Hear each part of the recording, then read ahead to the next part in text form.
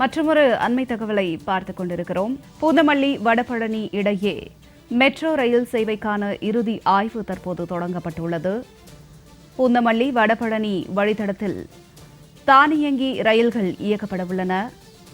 அதன் இறுதி ஆய்வு தற்போது தொடங்கப்பட்டுள்ளது.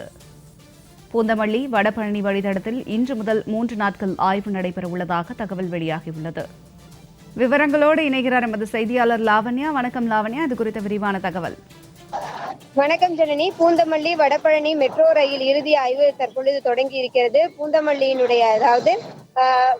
பூந்தமல்லி வடபழனி இடையே மெட்ரோ ரயில் இயக்குவதற்கான இறுதி ஆய்வை தொடங்கினார் ரயில்வே பாதுகாப்பு ஆணையர் AM சௌத்ரி.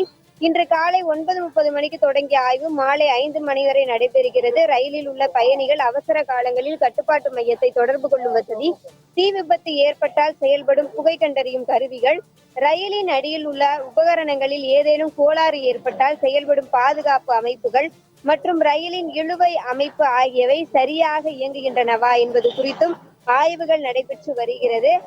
ரயில்கள் மோதிக்கொண்டால் எத்தனை பெட்டிகள் சேதமடையும் என்பதனை அறிய அதன் உருவகப்படுத்துதல் வடிவமைப்பையும் ஆய்வு செய்து கொண்டிருக்கிறார்.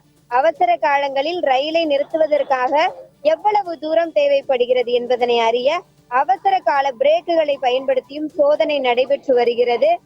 தொடர்ந்து மெட்ரோ ரயிலினுடைய அந்த நிலவரம், அதனுடைய நிலை, அதனுடைய அமைப்பு, விபத்து ஏற்பட்டால் எப்படியெல்லாம் அதனை தற்காத்துக் கொள்வது, அதனுடைய ஆயத்த செயல்பாடுகள் என என்று பல்வேறு கட்டங்களில் தொடர் சோதனை நடைபெற்று வருகிறது.